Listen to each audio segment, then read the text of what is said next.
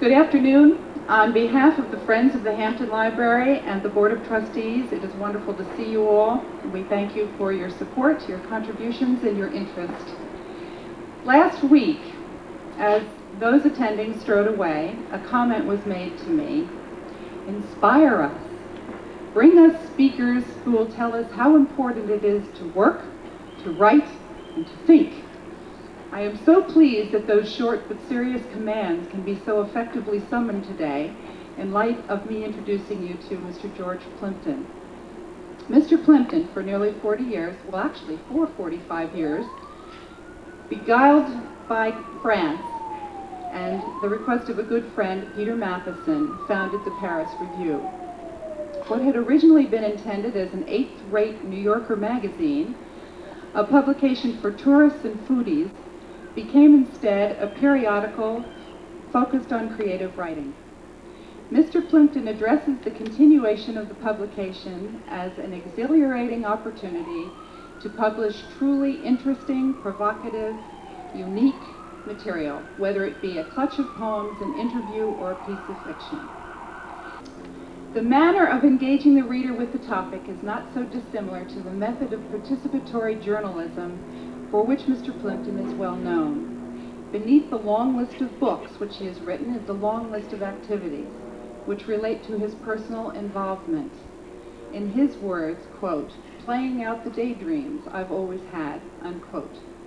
Some of these activities reveal Mr. Plimpton as boxer, percussionist, aerial artist, pianist, parachutist, bullfighter, quarterback. He's also been arrested. He's also been properly acknowledged and frequently requested to do what he has agreed to do here today, speak. Mr. Plimpton.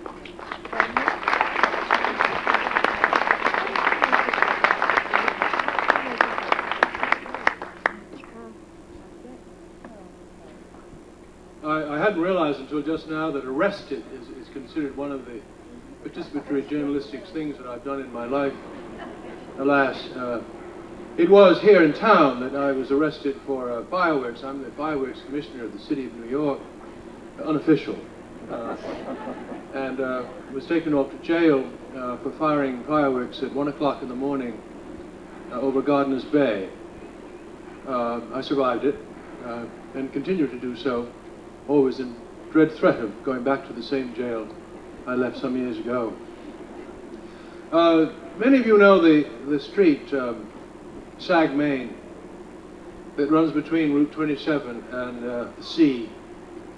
It's an interesting street because it has probably per square foot more writers of distinction than perhaps one can think perhaps of the Lake Country, Wordsworth and Coleridge and so forth. I made a list just for the fun of it on that street, and the street is only about 1.5 miles long, if that.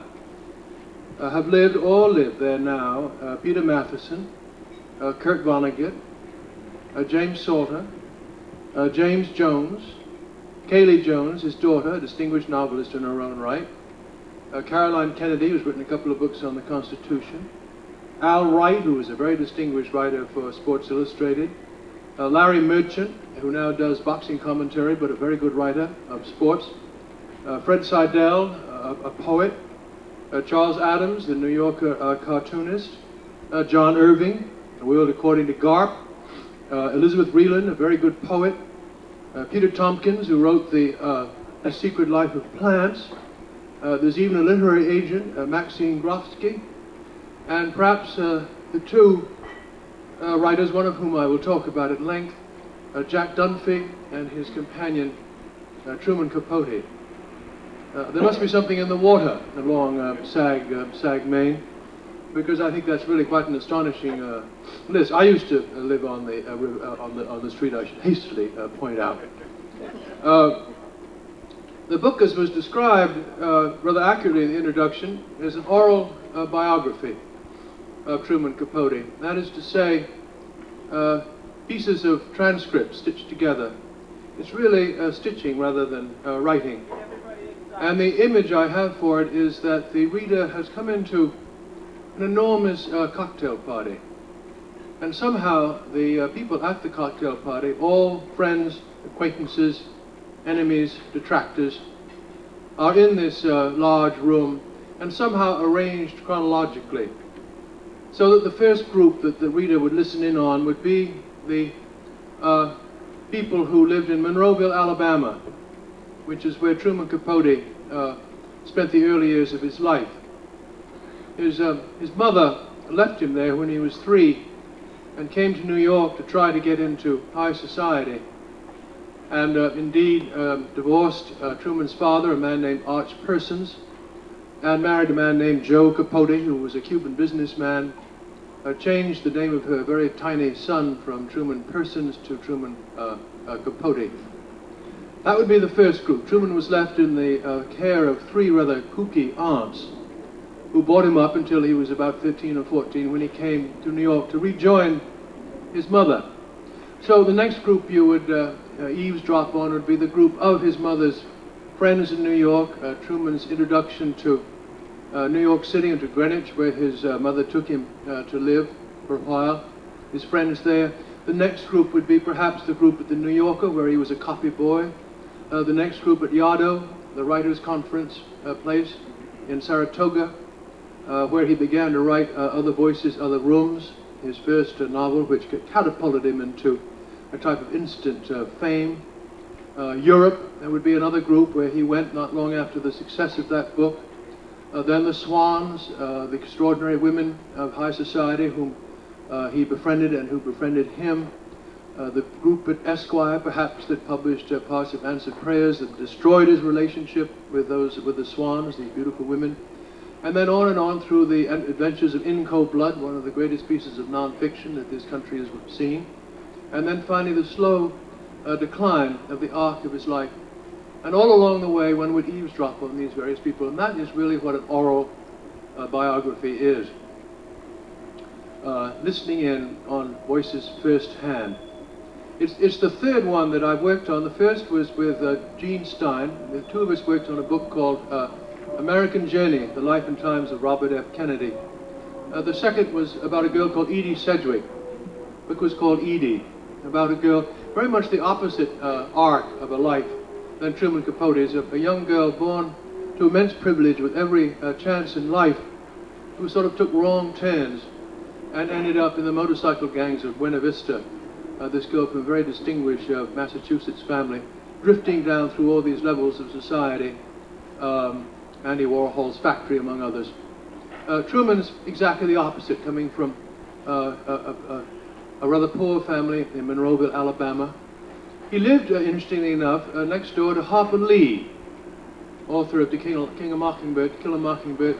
Rather astonishing to think that 2 writers of such substance came from such a tiny town, a total population at that time something like 1,600.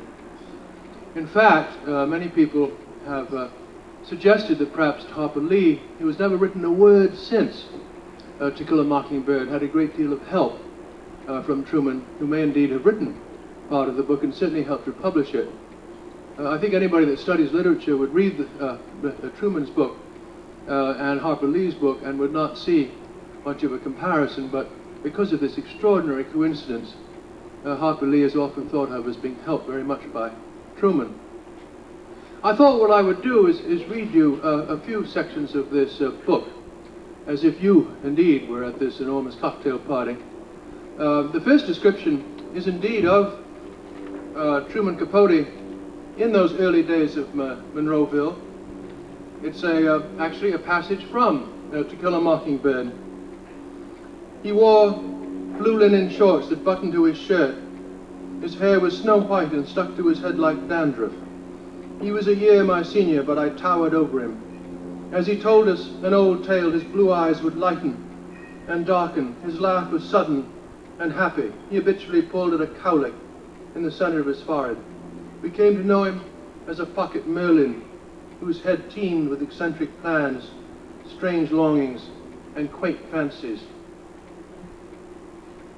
One of his early friends, when he came north, was a woman who was now Phoebe Pierce Breland, and she described what Truman was like when he was 15, 16. We went to the movies. This is in Greenwich, Connecticut. We went to the movies. We were thrown out of the Pickwick Theatre. It was one of those grandiose old theatres, the only theatre in town. Moorish, a huge place. The clouds would drift across the sky above the screen.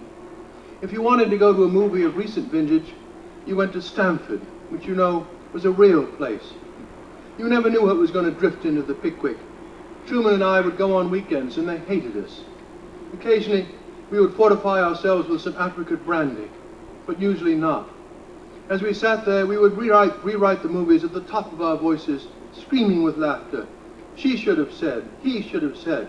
Well, he's hopeless anyway, but if he had only said. It was awful, I mean, from the point of view of the Pickwick. Out. We were thrown out of the Pickwick more often than the dust. Dear golden afternoons in the Pickwick Theatre. One of the people who came to call on the Capotes in Greenwich was a wonderful man who was French, a count of something. And he had one of the great automobiles of the world with the pipes coming out of the hood, black with red leather. He gave Truman and me a ride in it. Drive it by the Pickwick, we said, right by the Pickwick.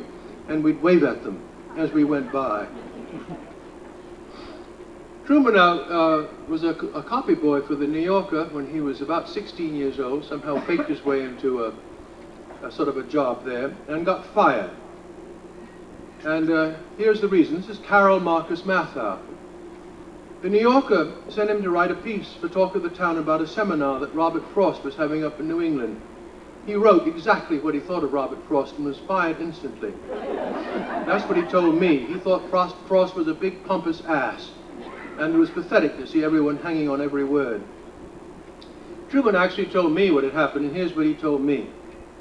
Truman's story was that sitting in the front row at the reading, he had reached down to scratch his ankle.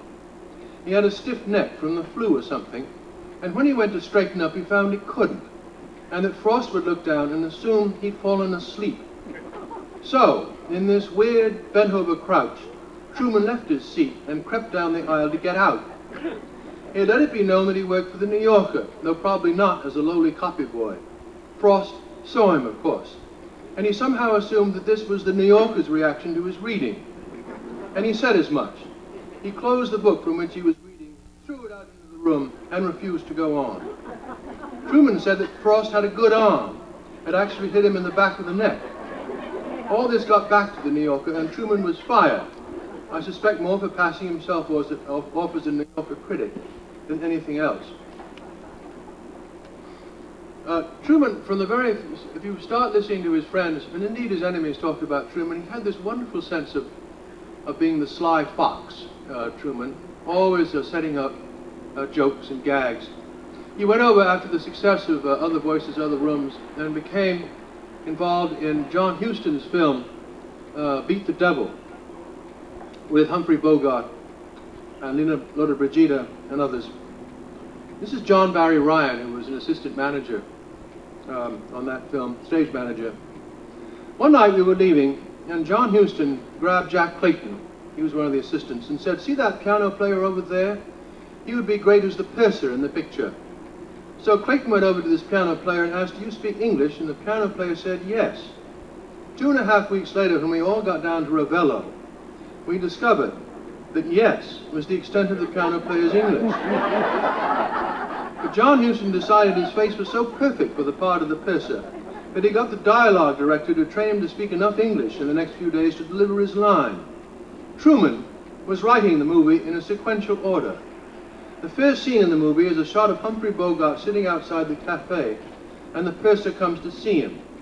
Truman wrote a line for this purser who spoke no English at all, which I'll remember to my dying day. "Mr. Dan Ruther, the captain of the SS Niagara, presents his compliments and wishes to inform you that owing to the failure of the oil pump, the sailing will be delayed." I swear to you that Truman did this intentionally. If we had stayed in Ravello for 5 years, the piano player never would have been able to say those lines.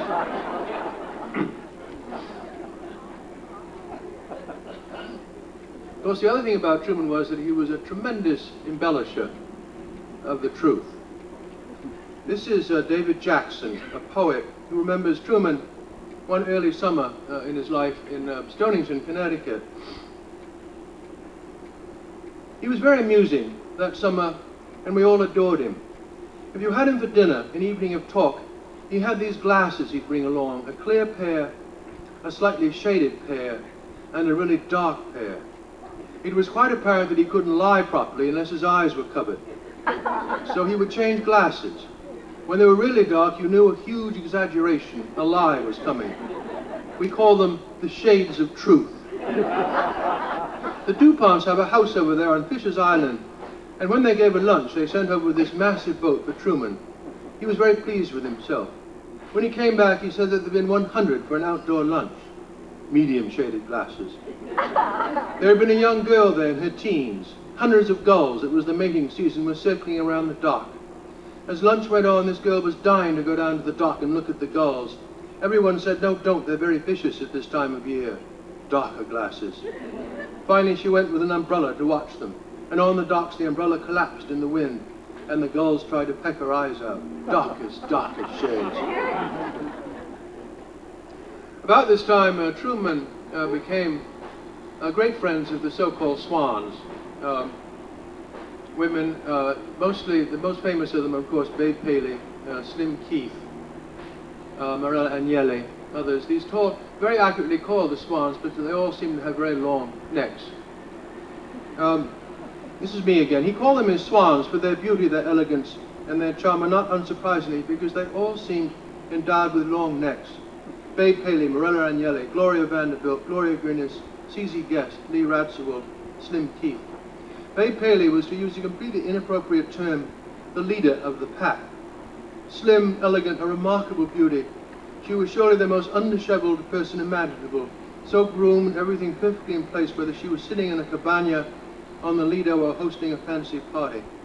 It would be difficult to imagine her being tossed about by a strong wind. She would remain as unruffled as the figurehead on the bow of a ship.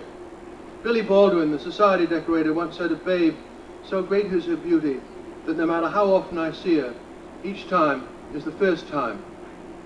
Babe Paley came into Truman's life in the mid-50s. The story was that the David Selznicks, invited down to the Paley's place in Round Hill, Jamaica, by private plane, had asked if they could bring Truman along. The Paleys said, absolutely, it would be our honor, thinking that the Selznicks were referring to Harry Truman.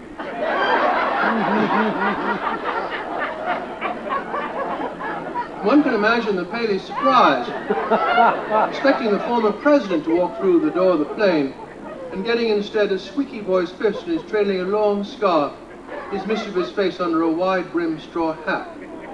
But of course, they all got along famously. I doubt it took more than a few minutes for Babe to be absolutely enchanted by him.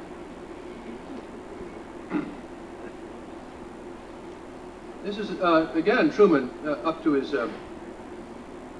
to tricks. This is Jan Cushing, one of the swans, a friend who lives in Southampton and Newport. I met Truman at a dinner that Lester Persky was having at the Four Seasons. I was seated next to Truman, and we started talking about psychiatrists. Are you going to a psychiatrist? Truman asked me. I said yes. He asked me the psychiatrist's name, and Truman said, oh, I know him well. He's terrible. Let's play a trick on him. Well, what type of trick, I asked. I'll set it up. When you go to the office tomorrow, you say to the doctor, I finally found the man of my dreams. I don't need you anymore. That's all you have to do. Do it about 11 o'clock. The next day I walked in, sat down, and I said, Doctor, I finally found everything you told me to look for in life. I found the man of my dreams. The doctor said, I'm so happy, Mrs. Cushing, that you have. I'm so happy that you've listened. At this point, in walked the nurse, dead white and ashen, and she said, Doctor, Mrs. Cushing's fiancé has arrived. 2 seconds later, in walked Truman, outfitted with a cape, and he screams, darling, you snuck out of bed without waking me. I'm so unhappy, I miss you so. The doctor almost went into a faint, dropped his pencil. Truman said, bye-bye, doctor, and he walked out with his arm around me.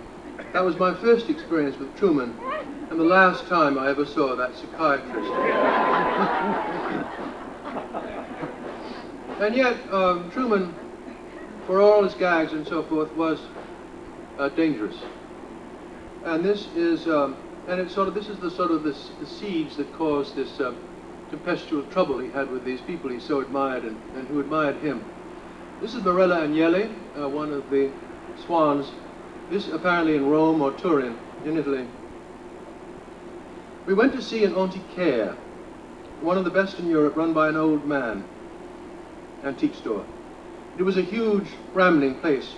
We went there in the middle of winter, a very foggy day, I remember.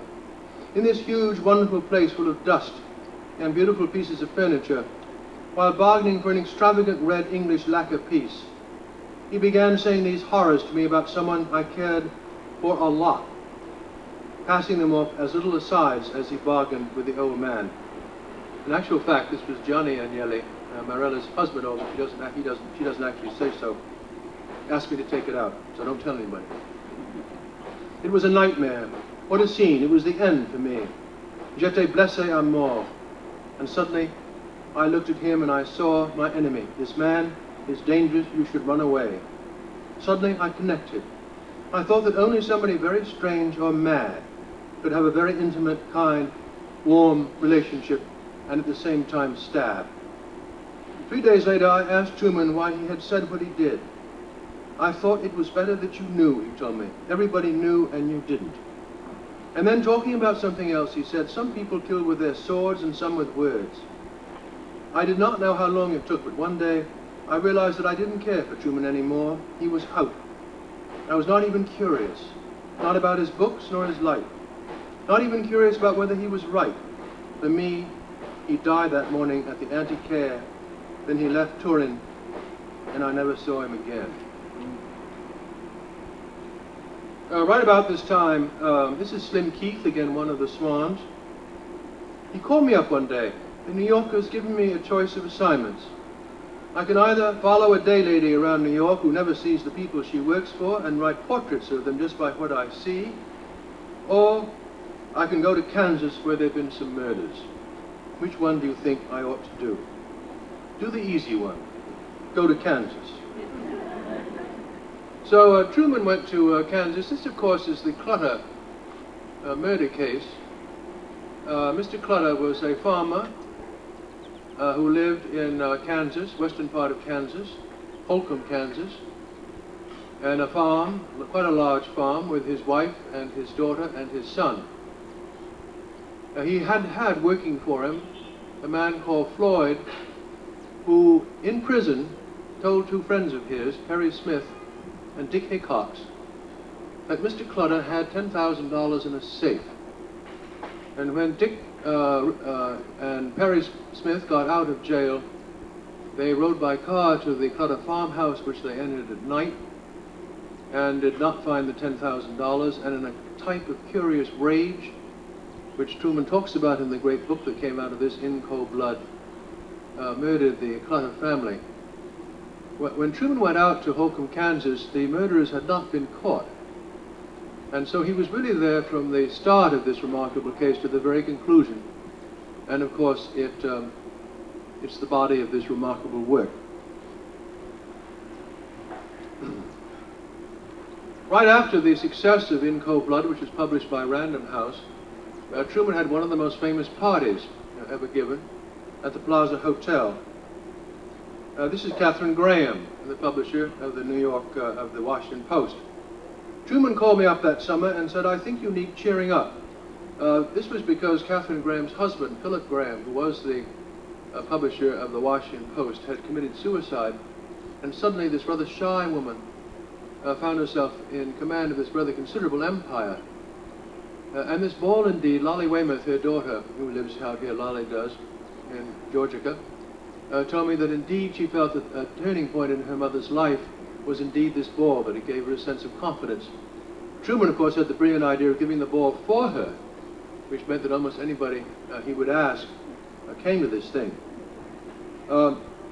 He said, well, I said, when he said, I think you need cheering up, I said, I don't need cheering up, and what are you talking about? I was totally baffled. He said, yes, I've always had this idea for a black and white ball. He told me that he'd always loved the black and white scene at the racetrack in My Fair Lady. Also, that he loved the ballroom in the plaza and always wanted to have a party there. I was still sort of baffled, but then he got rolling with it and the publicity got started. I felt a little bit that Truman was going to give the ball anyway, and that I was part of the props. Perhaps a prop is unfair, but I felt that he needed a guest of honor, and with a lot of imagination, he figured out me. I went to the ball, being a friend of Truman. Of course, I knew him on Sag, Maine. Everybody had to wear masks. I had a friend of mine who actually made masks as sort of a pastime, and he made me one which he only finished about a day before I went to the ball, so the glue was still very much present. In fact, I know exactly what it's like to sniff glue, and spent the whole party reeling about, and don't remember very much about it. John Sargent, publisher, great friend, also lives here, said this to me. In my diary, I have this curious poem. I have no idea whose it is, it just sits there. Truman Capote is not nearly as dotty as some of the people who went to his party. This is Judy Green. This is, I think, one of the best short portraits of Truman in this book. She, of course, a novelist, lives most of the summer in Spain. And this is what she, a little pocket description of Truman Capote. Imagine someone who was brought up in very shabby circumstances suddenly coming into the rolling lawns of Long Island and being accepted where Gatsby never was. Truman didn't have the yachts or the house across the Sound or the looks or the money. Yet people were crazy about him. To reach the apogee of acceptance with his black and white ball, he was more than just a darling, he was a social lion, an arbiter. If you weren't invited to Truman's ball and he didn't accept you, that was a black mark in society. I mean, to reach that level, it's almost an insanity. It's a fluke, it's weird. Would it have happened in Edwardian England? God, no. Who could ever dictate like that? He was foppier than any of them. I mean, Noel Coward couldn't have done it. Oscar Wilde, if he'd stayed out of trouble, couldn't have done it. There were writers who wanted it. F. Scott Fitzgerald wanted it at one time. John O'Hara was desperate. Truman used all of his physical disabilities as attributes. The voice, the body, the hand movements, the tongue. Then the metamorphosis took place from prince to frog.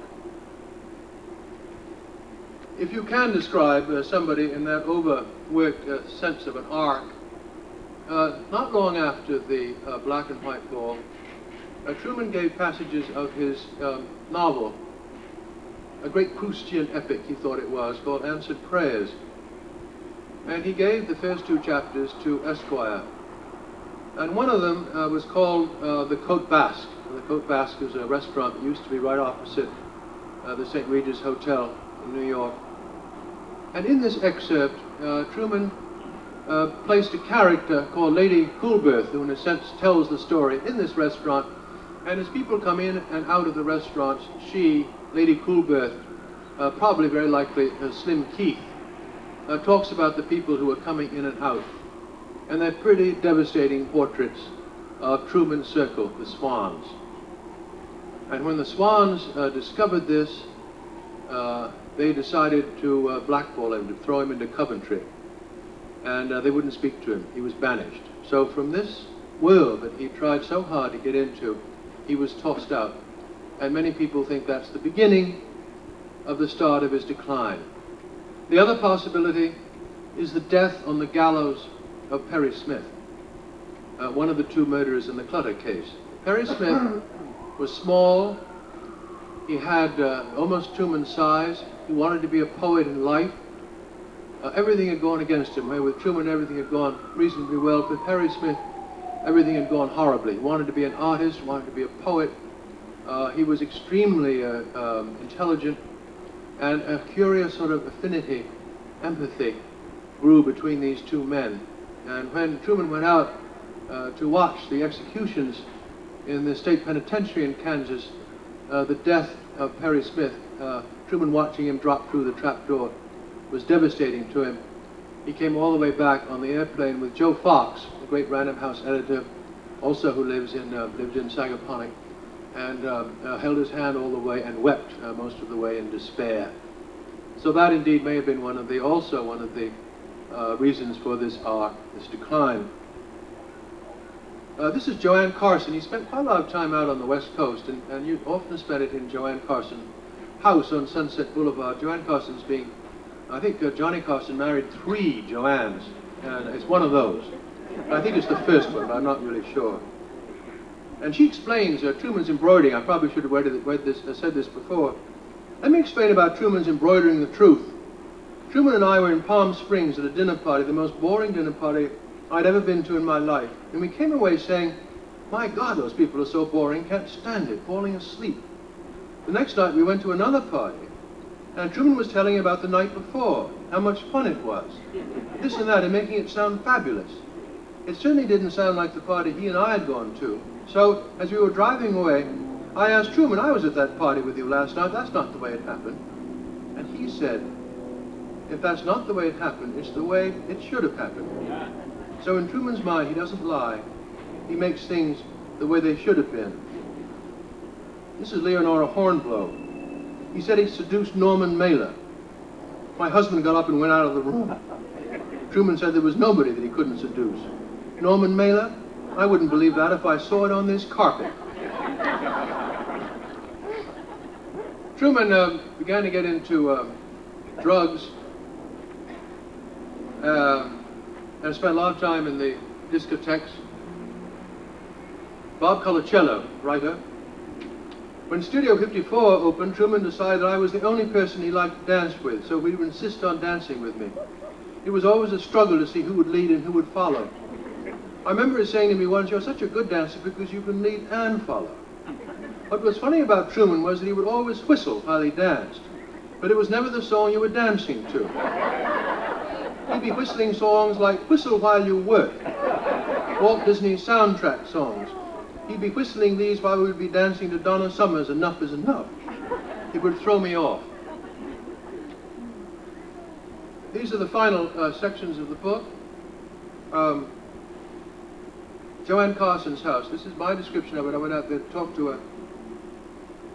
Joanne Carson's house is set back on a steep slope with a very treacherous driveway just off Sunset Boulevard. A garden of roses out front, along with a small swimming pool under the overhanging branches of eucalyptus trees. Joanne said the temperature of the pool was kept bathtub warm, and Truman enjoyed sitting on the top step, slightly submerged, holding forth by the hour on summer days. Joanne took me through the house, one story, rambling, and with so much foliage backed up against the windows that it had a wondrous twilight feeling about it, like walking along the floor of a rainforest, quite romantic and cozy. And to help with the lighting, every room had an array of votive candles on tables, on the flagging, usually in clusters, varied sizes like organ pipes. Joanne told me that when she and Truman had a party, it took a half hour moving through the rooms to get them all going. Joanne said she used the candles for parties when people came over, but Truman felt that they were their best guests, so they always had the candles lit when they were alone. This is Joanne Carson. We would go on these marvelous imaginary adventures. He'd call me up from New York and he'd say, tomorrow we're going to Paris. And I would pick him up at the airport in Los Angeles and we would come home here. I would put my answer phone on and cancel anything I had for the next day. And when I would wake up in the morning, he would bring in a tray with croissant and sugar cubes from the Ritz Hotel and little jars of marmalade from the Hotel Crillon, which of course he'd lifted. Then we'd take out books from the Rodin Museum, books from the Louvre, and we'd take a trip there. Now, we're going to have lunch, he'd say. He'd pick a restaurant, and we'd have a French-style cuisine brought in here to match. And so, we would spend a whole day in Paris without moving. We did the same thing with China. We went to Spain, we went to Mexico, Italy, and England. For the China trip, he brought these little painted earthenware medicine jars. We'd have Chinese food. We'd sit by the fireplace on the floor to have dinner, and then we'd look at the maps of China. He'd say, today we're going to Shanghai, and here's what we're going to see. We would look through the books he'd brought. I don't know how he did it. He spent months putting these things together before we'd go on a trip. China was very important to him. It was the only country he hadn't actually been to. And this is the last thing. The Academy of Arts and Letters in New York always has somebody, usually a poet or a novelist, read about an obituary about someone who has died the previous year. And they got James Dickey to do this. Deliverance, marvelous poet. didn't really know Truman at all. In fact, he starts off his obituary by saying as much. And then he says this about Truman. I find myself returning often to other voices, other rooms, but more often to the shorter pieces of the Tree of Night. And I believe I do this because I think of Capote's gift as essentially lyrical, poetic, the stamp-minted event, the scene stunning with brightness and strangeness, the compressed phrase, the exact yet imaginative word, the devastating metaphorical aptness, a feeling of concentrated excess, which at the same time gives the effect of being crystalline. One can say of these stories like Miriam and Shut a Final Door, which in other hands would bear too many resemblances to Gothic movies, with lots of melodrama, props, grotesque stage businesses, that they are saved by the only quality that can save any writer's anything, his personal vision, which in Capote's case runs to unforgettable images of fear, hopelessness, and dream death. In addition to cold, also its opposite, airlessness, heat, ripe rot, the submerged corpse green in the moveless pool. It may be paradoxical, but not finally so, that such images, many of his best, of the stultified, the still, the overhot and overripe, come like the others from Truman Capote's lens-like detachment, and suggest, rather than lushness and softness, things wrought by the engraver's delicate hammer, the artist working with otherworldly intensity upon materials from the world, as the universe makes a snowflake, the most fastidiously creative artifacts, resulting in a true work of literature, which, unlike the snowflake, keeps on existing. The sure-handled crystal-making detachment, the integrity of concentration, the craft of the artist by means of which the intently human thing is caught, Truman Capote had, and not just at certain times, but at all times. This we remember and will keep, for it gave us what of him will stay. Keep him we will, and from such a belief come these few lines. Thank you very much.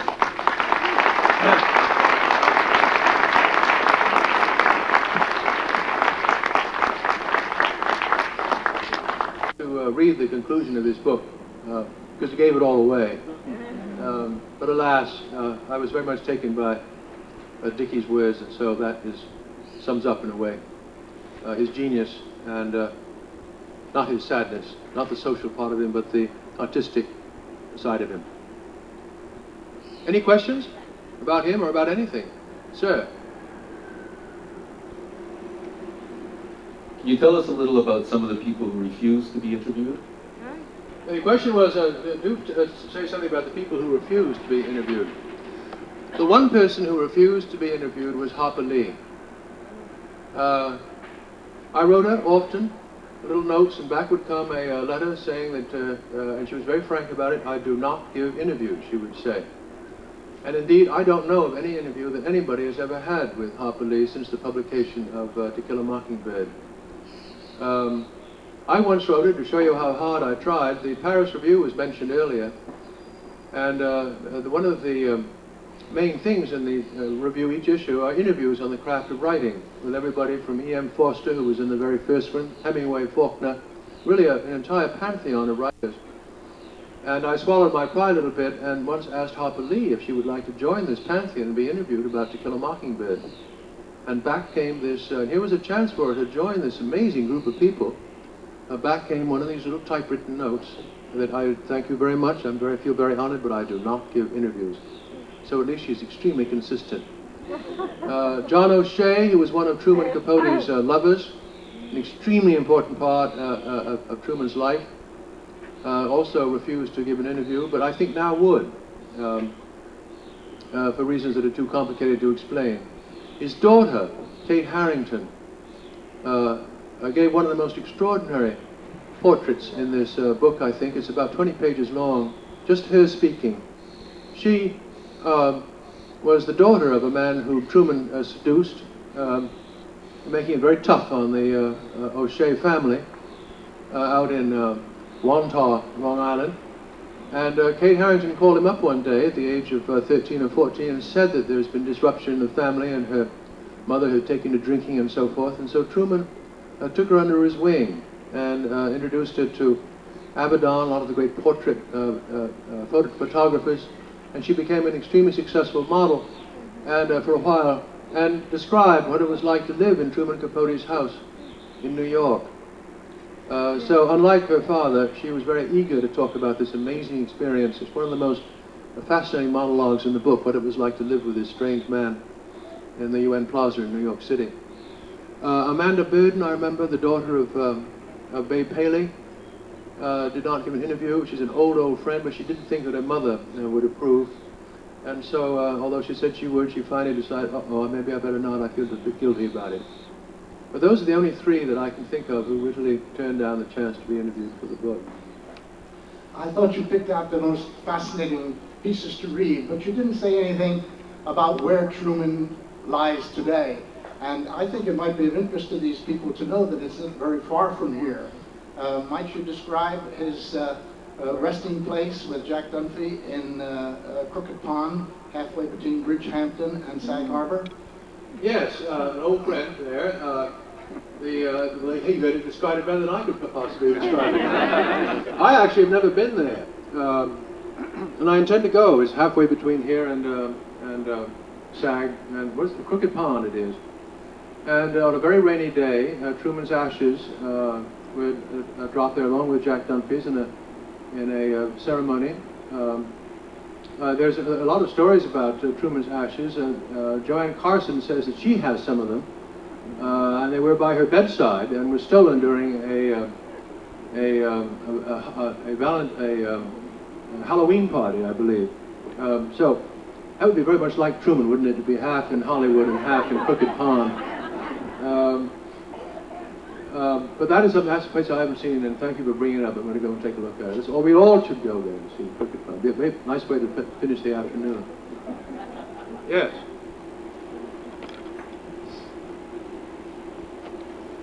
Could you discuss in somewhat more detail the evidence for the collaboration with Harper Lee by Truman Capote? Well, the question was about Harper Lee and Truman. I think I spoke about this at length to begin with. I think there's probably no doubt that Truman helped Harper Lee get it published. He was always rather jealous of Harper Lee because she won the Pulitzer Prize for To Kill a Mockingbird, and Truman never did.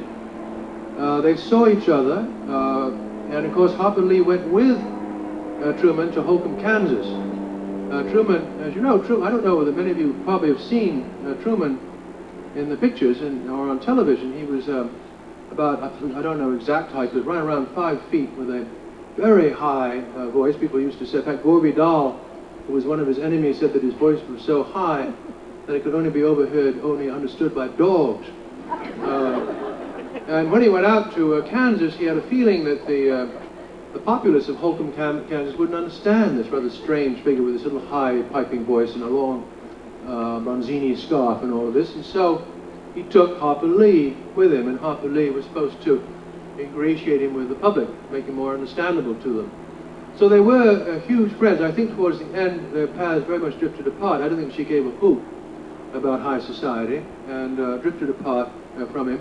She has two loves in life. She lives in Monroeville still, and her great passions are golf,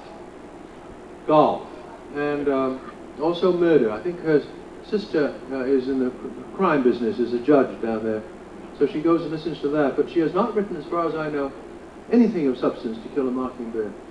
But if you, as I said before, if you look at the styles of the two, you really can't. You wouldn't say this is Truman. Truman had a style absolutely distinctive, I think. Perfect sentences, all of them. And I think in Harper Lee's case, you wouldn't find that there's much of a comparison to be made. People have tried, they're these extraordinary people that can tell through styles by some sort of a machinery, indeed. And there's no sense that these people even have found a complete similarity. One of the great mysteries about Truman is whatever happened to this novel that he started, Answered Prayers. There are a number of theories. Joe Fox and other people, other friends, think that he probably destroyed Answered Prayers. It didn't live up to his own expectations, his own high standards. Joanne Carson is absolutely convinced that it sits in a safety deposit box. Truman gave her a key towards the end of his life and said, this is where it is. And she gave the key to Alan Schwartz, Truman Capote's lawyer. And I went to see Alan Schwartz, and I remember to ask him about this key. Did you ever get a key from Joanne Carson? He said, no. But then just as I was leaving for the airport, he said, yes, you know, there is a key. But it's a key to a safety deposit box, and it could be a safety deposit box anywhere in the United States. So it could be sitting in St. Louis as we speak. So it's a great mystery. My own sense is, you know, he used to show this, the work, as he called it, answered prayers, and you look over, and there would be a large sheaf of papers. And one of the people interviewed in this book, Frank Perry, I think it was, walked over and looked at this, and it was a Missouri bankroll, which means that the top pages were all text, but underneath that were reams and reams of paper with nothing on them. My guess is that he either destroyed it or never finished it. I'd like to segue that into you. For many years, I've just enjoyed listening to you, your mastery of the English language and your accent. Can I just find out a little bit about your educational background or your family and where you learned to speak the way you do? Because it's just enthralling. Well, I'm very flattered to hear that. Well, my father was, my mother and father both come from Massachusetts. It's a sort of, I suppose, I talk the way my mother and father do, as most children do. I did go to Cambridge, England. I went to the university in King's College, Cambridge University, after Harvard, and I guess the combination of those two will do something to you, probably to one's voice and one's mental detriment. Now, the people at Cambridge, interesting enough, were not at all, they didn't think I had an English accent. Most of them thought I came from Brooklyn. So I didn't fool anybody over there at all. I don't know, I think really it comes from the people that you live in, your family. Also, I went to an English school in New York called St. Bernard's, where all the masters had survived the Battle of Ypres. They were all called Captain so-and-so, and they all were very, very British, brought up as Etonians and so forth. The football song I remember for St. Bernard's went, and I sang it when I played with the Detroit Lions. As their last string quarterback, you had to get up on your chair or on the table and sing. The rookies all had to. And most of the rookies would get up and they'd sing these songs that were full of fight, fight, fight for dear old whatever. I couldn't remember the Harvard song, and I certainly didn't remember any Cambridge songs, so I had to sing the St. Bernard's song, which went, we do not mind the winter wind or weep or summer's beer, nor care a jot if cold or hot, so long as football's here. The fat and thin can all join in, the sport is all the same. There's health and fun for everyone who plays the good old game. And then there was an amazing line, there's naught to choose twixt win or lose, the game's the game for all. And when the Detroit Lions heard this, the veterans, it was that line, there's naught to choose twixt win or lose. I had to sing that damn thing about 25 times to end. They couldn't get enough of it. So that's where it comes from.